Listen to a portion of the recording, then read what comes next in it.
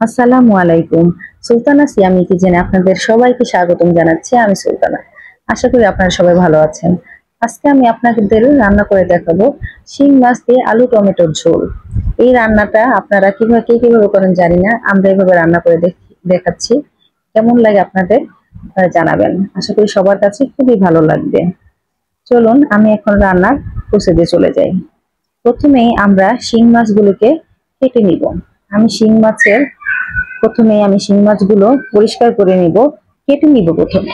তারপরে আমি শিং মাছগুলি কাটার পরে এগুলি আমি ভালোভাবে ঘষে ধুয়ে নিব। আমরা কিন্তু শিং মাছগুলি নর্মালি দেশ গ্রামে যেমন মাটির পাতিলের ভিতরে ঘষে ঘষে পরিষ্কার করে, আমরা এইভাবে করি না। আমরা করি কি, শিং মাছকে একটা ছেনির ভিতরে বা একটা কিছুর মধ্যে নিয়ে তারপরে থালা বাসন মাছ ওই গুঁড়া দিয়ে এইভাবে করে ঘষে ঘষে পরিষ্কার করি। এভাবে ঘষে ঘষে পরিষ্কার করলে খুব তাড়াতাড়ি পরিষ্কার হয়ে যায়। তাহলে মাছে এত কষ্ট হয় না যে ঘষাঘষি। আমরা সব সময় এভাবে করি শিং মাছগুলি পরিষ্কার করি।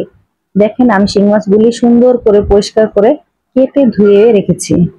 এখন আমি শিং মাছগুলিকে মশলা দিয়ে মেখে নেব। এই জন্যই আমি শিং মাছের মধ্যে দিয়ে দিব একটুখানি প্রথমে লবণ। এই লবণ দেওয়ার পরে এরপরে আমি দিয়ে দিব এটার মধ্যে প্রয়োজন মতো মরিচের গুঁড়ো, প্রয়োজন মতো হলুদের গুঁড়ো। তারপরে আমি সুন্দর করে এই মাছটাকে মেখে নিব। আমি যখন মাছটাকে মাখবো তখন ভালোভাবে উল্টে পাল্টে সুন্দর করে মাখবো, যাতে মাছগুলিতে সুন্দরভাবে সব দিক থেকে সমানভাবে মশলাটা লেগে থাকে।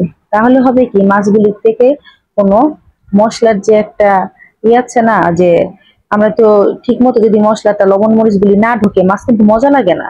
এই জন্য মাছ যাতে লবণ মরিচ ঢুকে, এই জন্য আমি আধা ঘন্টা এটা মেরিনেট করে রেখে দিব। এরপরে আমরা মাছগুলি মেরিনেট করা হয়ে গেলে মাছগুলি ভাজতে চলে যাব। দেখেন আমি তেলের মধ্যে, যেই ফ্রাই প্যানের মধ্যে মাছটা ভাজছি, আমি কিন্তু অনেকগুলি মাছ একসাথে দিইনি। আমি অল্প অল্প করে মাছ দিয়ে ভেজে নিব মাছগুলি। আর মাছগুলিকে খুব বেশি ভাজা যাবে না, অল্প আছে হালকা করে ভেজে নিব, কিন্তু বেশি মচমচা করে এইসব মাছ ভাজা যাবে না। এটা মাছটা সুন্দর করে ভেজে নিলে হয় কি, হালকা করে মাছটা সফট থাকে কিন্তু একটা ঘ্রাণ আসে মাছের মধ্যে। একটা যদি কোনো গন্ধ থাকে না, মাছের একটা আষ্টে ভাব থাকে। এই মাছটা হালকা করে ভেজে নিলে আষ্টে ভাবটা চলে যায়। এখন চলুন আমরা এখন রান্নার মূল প্রসেসে চলে যাই। যেহেতু আমি মাছ দিয়ে রান্না করবা, এই মাছ দিয়ে আলু দিয়ে রান্না করবো, এই জন্য আমি কিউব করে 3টা আলু কেটে নিয়েছি। সাথে নিয়েছি পেঁয়াজ, কাঁচামরিচ আর একটা বড় সাইজের টমেটো। আমি আজকে আলু দিয়ে শিং মাছ দিয়ে টমেটো দিয়ে রান্না করব।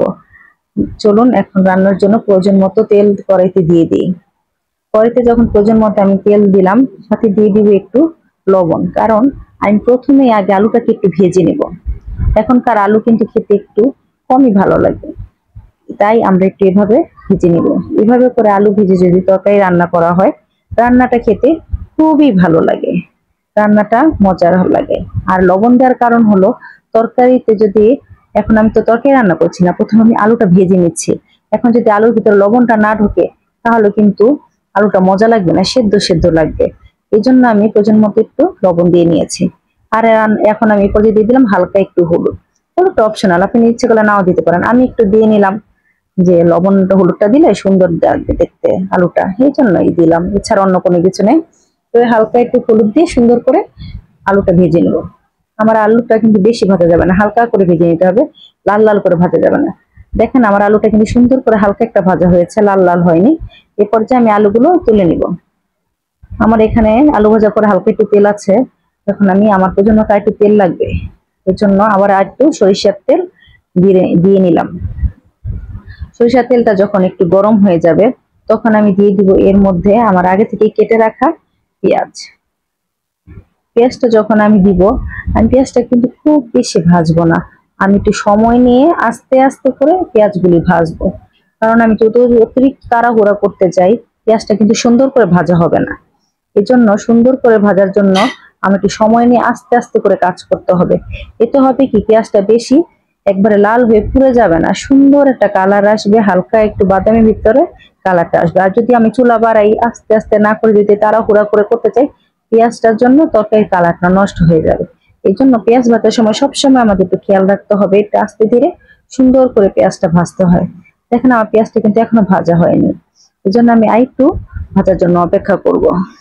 আমার যখন পেঁয়াজটা ভাজা হবে তখন দেখবেন হালকা একটা ব্রাউনিশ ভাব এসেছে, তখন আমার পেঁয়াজ ভাজাটা হয়ে যাবে। দেখেন আমার পেঁয়াজ ভাজাটা হয়ে গেছে, হালকা একটু ব্রাউনিশ টাইপের কালার এসে পড়েছে।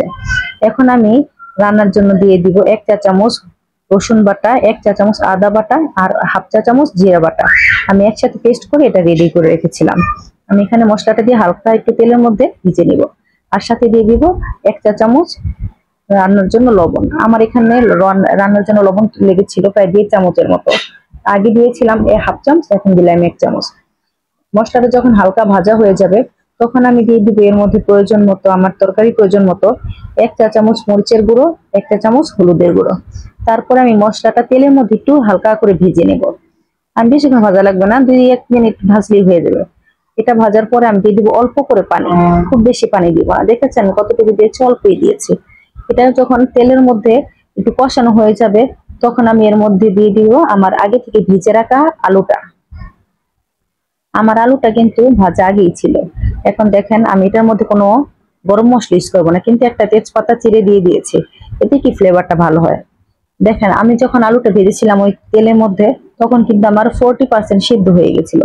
এখন আমি যেহেতু এখানে দিয়েছি এটা কষানোর জন্য, এখানে 60% হয়ে যাবে, বাকি 40% পানি দিলে হয়ে যাবে।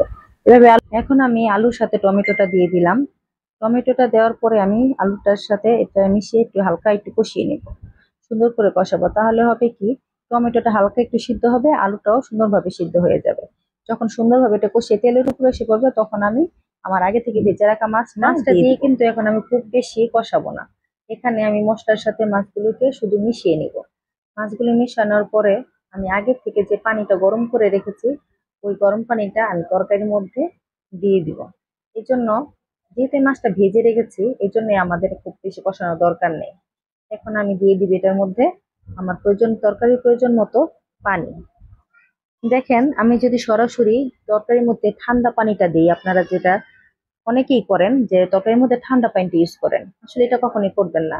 হয় কি, তরকারিটা চুলার আগুনের গরম থাকে তাই না, আমরা যখন রান্না করি তখন যে ঠান্ডা পানি দেই তখন প্রসেসটা একটু লেট হয়ে যায়, তখন অনেক সময় হয় কি অনেক কিছু সেদ্ধ হতে চায় না। এটা আমার কাছে ভালো লাগে না। আমার সবসময় রান্নার সময় একটু গরম পানি করে নিলে ওটা হয় কি রান্নার সুবিধাও হয়, তাড়াতাড়ি হয়, খাবারটা কখনো ইয়ে হয় না। দেখেন আমি গরম পানি দেওয়ার কারণে কিন্তু বলক এসে পড়েছে খুব তাড়াতাড়ি, আর আমার তরকারি প্রায় শেষের দিকে রান্না। এখন আমি এই পর্যায়ে দিয়ে দিব আমার আগে থেকে কয়েকটি কাঁচামরিচ, 7-8টা কাঁচামরিচ আমি চিড়ে রেখেছি, ওটা দিয়ে দিলাম। এখন আমি এই পর্যায়ে যখন আমি এটা হয়ে কাঁচামরিচ দিয়ে দেবো তখন একটু সময়ের জন্য আমি একটু ঢেকে দিব, জাস্ট একটু বলক এসে, যেহেতু পরে একটু হালকা একটু সিদ্ধ হবে এই জন্য। কাঁচামরিচটা যখন হালকা একটু সিদ্ধ হয়ে যাবে তখন আমরা করব একটু ঢাকনাটা তুলে দিব। ঢাকনাটা তোলার পরে আমরা দেখব যে এটা অনেকখানি হয়ে গেছে, কাঁচামরিচটা থেকে একটা ফ্লেভার বের হচ্ছে।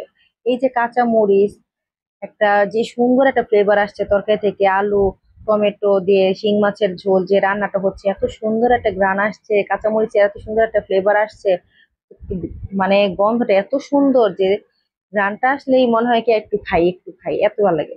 আসলে জীবনে কি আর আছে, খালি খাওন আর খাওন, খাবেন সবাই, কোনো সমস্যা নেই। খাওয়ানোর জন্য তো দুনিয়া না, খাইবেন আর ঘুমাইবেন, কোনো কাজ নেই। এখন আমি তরকারিতে, আমাদের বাসায় যেহেতু ধনেপাতা ছিল না তাই আমি তরকারিতে একটু জিরা ফাঁকি ব্যবহার করেছি। এখানে আমি দিয়ে দিব হাফ চা চামচ জিরার গুঁড়ো। আমি জিরার গুঁড়াটা ব্যবহার করেছি এই কারণে যে জিরা গুঁড়াটা দিলে কি মাছের মধ্যে অনেক সময় না একটা অনেকেই ফ্লেভার পায়, মাছের একটা গন্ধ পায়, এই জিরা ফাঁকিটা দিয়ে দিলে তখন আর কোনো গন্ধ লাগে না। এতে মাছের যেমন তরকারি স্বাদটাও বাড়ে, খেতেও ভালো লাগে। আপনারা সবাই কে কিভাবে খান জানি না, আমরা তরকারিতে, আমাদের দেশের বাড়ি শরীয়তপুর, আমাদের দেশে আমরা সবসময় দেখেছি আমার দাদিদের আমার চাচিদের রান্নার সময় সবসময় শাক বাটা ব্যবহার করে মাছ, অনেক মাছের মধ্যে। তা আমরা শাক বাটাও খাই আবার জিরা ফাঁকিও খাই।